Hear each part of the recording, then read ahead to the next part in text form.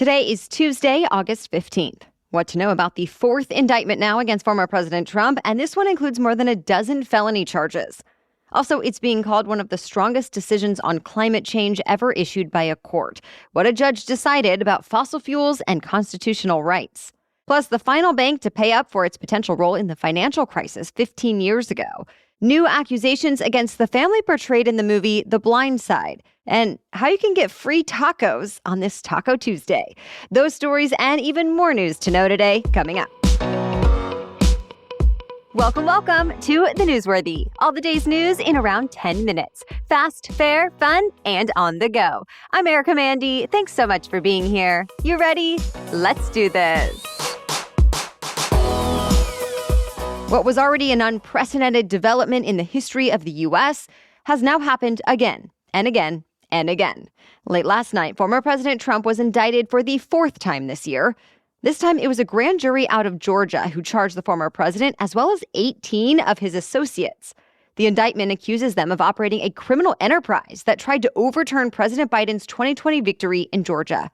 Trump alone is now being charged with 13 felonies that basically say he pushed false claims of voter fraud and pressured Republican officials to ignore the will of the voters to keep him in power. The indictment also outlines a scheme to tamper with voting machines in one Georgia county and steal data. This comes out of an investigation that started more than 2 years ago. Already, a special grand jury heard from more than 75 witnesses, wrote a report summarizing its findings, and recommended criminal charges against several people. Then that evidence was presented to a regular grand jury that was actually allowed to issue indictments. But former President Trump says he's totally innocent and accuses the Democratic district attorney behind the investigation of being politically motivated. So, like with his other 3 cases, he's expected to plead not guilty. Trump has just 10 more days to surrender to Georgia authorities, so stay tuned. There are more heartbreaking updates coming out of Hawaii. The official death toll from Maui wildfires has now reached 99. And Hawaii's Governor Josh Green says that toll could double over the next 10 days. At this point, search teams have covered only about 25% of neighborhoods, where at one point flames moved as fast as a mile a minute. But Governor Green says it takes time to do the search right, and he's asking people to give the crews their space. Note that some fires are actually still burning, though there's not much left to burn through. One positive development is that cell phone service has slowly been restored in the area. And with that, the number of people missing went from more than 2,000 to about 1,300. People who lost everything are now staying in shelters or hotels on the island. And FEMA has started giving them $700 to cover the cost of food, water, first aid, and medical supplies, on top of whatever they qualify for to cover the loss of homes and personal property. Dozens of shipping containers have also been coming in filled with donations. State and local officials are working to distribute them all now, while even more aid heads their way from charity organizations, corporations, and government agencies. A group of young people scored a historic win in a Montana court this week. 16 people, ranging in age from 5 to 22, accused their home state of violating their right to a clean and healthy environment by promoting fossil fuels. And in the first ruling of its kind nationwide, a court sided with them. Specifically, this was over a provision in the Montana Environmental Policy Act. It kept the state from considering the climate impacts of energy projects when deciding which permits to grant. State officials who supported that move say the provision was important for the Montana economy, since unnecessary hurdles would mean fewer energy projects in the state. Montana is home to the largest recoverable coal reserves in the country, so of course, it's a major coal producer. But that didn't stop the young people from bringing the nation's first Constitution and first youth-led climate lawsuit to actually go to trial. At that trial, there were 5 days of emotional testimony where they spoke about injuries they've suffered because of climate change.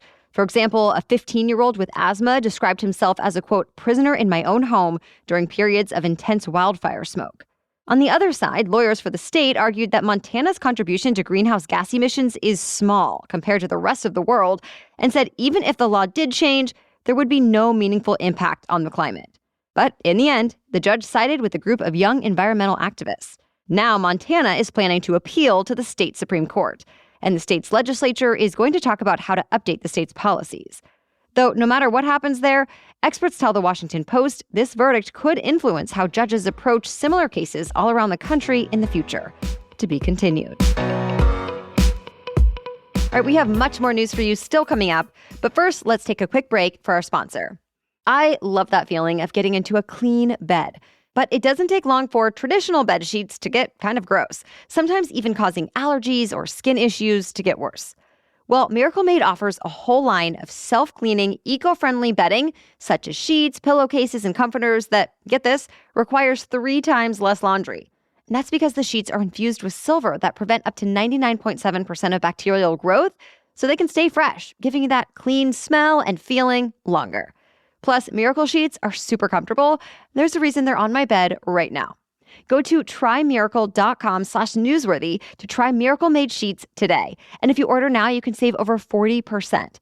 And if you use our promo Newsworthy at checkout, you'll get 3 free towels and save an extra 20%. Miracle is so confident in their product, it's backed with a 30-day money-back guarantee. So if you aren't 100% satisfied, you'll get a full refund.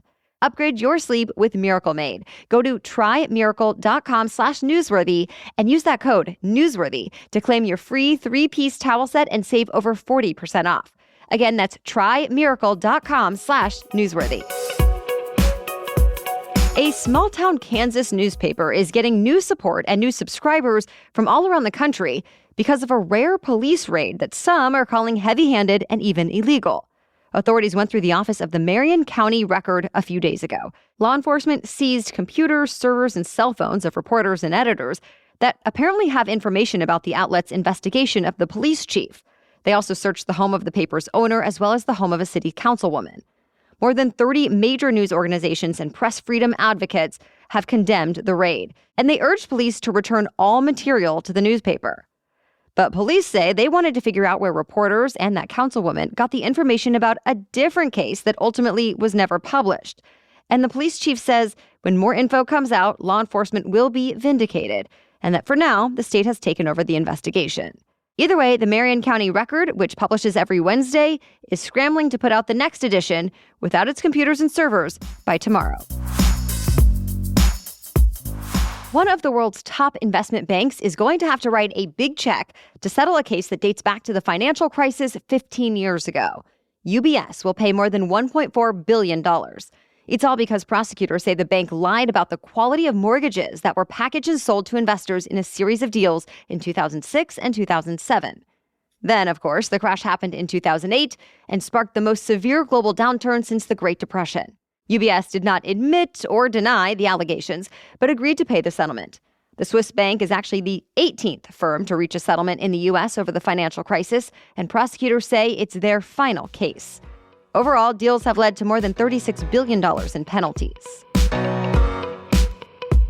The former NFL player who inspired the movie and book The Blind Side says the real story is much more sinister, and he's now telling his version of things in court. Michael Orr now says Sean and Leanne Toohey never officially adopted him, despite what was said in the book and movie about his life. In reality, Orr says the Tooheys just tricked him into signing away the legal authority to use his name in business deals. He apparently was told a conservatorship was essentially an adoption and would officially make him a member of the family. But he says he found out this year, nearly 20 years later, that it didn't. And that all the while, the Tooheys used the conservatorship to make themselves and their birth children millions of dollars in royalties from The Blind Side. Now, Orr wants out of that conservatorship, and he wants a fair share of profits the Tooheys have already made off his name and likeness. In response, Sean Toohey told the Daily Memphian that he was shocked by the allegations, that his family did not make any money off the movie and only got a share of the proceeds for the book. The Toohey family's lawyer says there will be a legal response in the coming weeks. The rivalry between tech billionaires Elon Musk and Mark Zuckerberg seems to be getting more bizarre. The latest escalation started this week when Zuckerberg, Meta's CEO, posted on his Threads platform that he was done talking about the cage fight he and Musk had both agreed to. He said, quote, "If Elon ever gets serious about a real date and official event, he knows how to reach me." Well, Musk had an interesting response on his platform, X, formerly Twitter. He said he was planning last night to tell his self-driving car to drive to Zuckerberg's house, that he was going to live stream the drive over there on X, and then if Zuckerberg answers the door, quote, "the fight is on." Well, at last check, it never actually happened. This is all a strange turnaround, though, since recently it seemed like the fight was on. Zuckerberg has posted photos of himself in training, and Musk said just a few days ago that the fight would be managed by the two men's foundations and that he had spoken with the Italian government about a location. For now, though, it's probably best to assume the cage match is off. And as for the why, well, the executives will likely keep blaming each other. We'll let you know if anything changes. Well, it is Taco Tuesday, and now that a trademark fight is over, you can celebrate with some free Taco Bell tacos. A regional taco chain, Taco John's, originally said it had a trademark on Taco Tuesday and did not want Taco Bell using it. But then last month, Taco John's decided to end the fight, saying it just didn't feel worth it to pay millions of dollars to lawyers over the phrase. So with that, Taco Bell is going to start rolling out the Taco Tuesday offers. Starting today and for the next 3 Tuesdays, you can get a free Doritos Locos taco, no purchase necessary. Then next month, Taco Bell says it's partnering with DoorDash to open a $5 million taco tab. It will cover a portion of people's orders from any participating Mexican food vendor. That's coming up on September 12th for everywhere except New Jersey, since there's a separate trademark suit happening there. Well, that's it for the main news today, so now it's time for Trivia Tuesday, when we ask a different trivia question every week. But first, today's episode is brought to you by Nutrafol. Did you know that hair thinning will happen to about 1 in 2 women? Yeah, about half of women. So if it's something you've ever dealt with, you're not alone. It's actually normal. And Nutrafol helps women address it from within with science-backed supplements. As in, a clinical study showed 86% of women reported improved hair growth after taking Nutrafol Women's Hair Growth Supplement for 6 months. No wonder it's actually the #1 dermatologist-recommended hair growth supplement. In fact, my own dermatologist recommended it a while back. I was a few months postpartum, and all the hormone changes, stress, and whatever else was taking a toll on my hair. So I took Nutrafol postpartum and really noticed improved hair growth and just healthier, shinier hair. And there's a formula for everyone here, from postpartum to menopause to plant-based lifestyles and more. Take the first step to visibly thicker, healthier hair. For a limited time, Nutrafol is offering our listeners $10 off your first month's subscription and free shipping when you go to Nutrafol.com and enter the promo code NEWSWORTHY. Find out why over 4,000 healthcare professionals recommend Nutrafol for healthier hair. Nutrafol.com, spelled Nutrafol, Nutrafol.com with the promo code NEWSWORTHY. That's Nutrafol.com, promo code NEWSWORTHY. Okay, now back to Trivia Tuesday. Today's trivia question is, what does Yahoo stand for? You can play along with us in our weekly roundup email that comes out each Friday. Simply sign up to get it at thenewsworthy.com/email or find the link in today's episode notes. As for last week's trivia question, what is the name of the world's hottest chili pepper? The answer is the Carolina Reaper. It's grown by the Pucker Butt Pepper Company in Fort Mill, South Carolina, and it's ranked as the Guinness World Record's hottest pepper. The scale used to rank how spicy peppers are is called the Scoville Heat Unit, and the Carolina Reaper peaks at about 2.2 million SHU. For comparison, a jalapeno can register up to 8,000 SHU. So yeah, the Carolina Reaper is extremely hot. It even smells hot. But still, people eat them. Chili eating champion Gregory Iron Guts Barlow holds the record for eating the most since he was able to consume 160 of them in a single sitting. Well, thank you so much for listening today. All right, we'll be back with another news roundup tomorrow. Until then, have a great day.